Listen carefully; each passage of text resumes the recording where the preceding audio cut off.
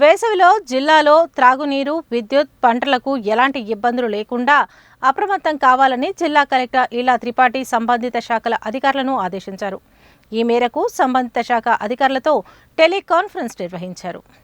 త్రాగునీరు, విద్యుత్ సరఫరా, ఇరిగేషన్ అంశాలపై కలెక్టర్ ఈలా త్రిపాఠి సంబంధిత శాఖల అధికారులతో టెలికాన్ఫరెన్స్ నిర్వహించారు. వేసవిలో గ్రామ, పట్టణ ప్రాంతాల్లో త్రాగునీటికి ఎలాంటి ఇబ్బందులు ఏర్పడకూడదని ఆర్డబ్ల్యూఎస్ అధికారులు ఆ విధంగా కార్యాచరణ ప్రణాళిక రూపొందించి సమర్పించాలని, సమస్యాత్మక గ్రామాలను, మున్సిపల్, పట్టణ వార్డులను గుర్తించి సమర్పించాలని చెప్పారు.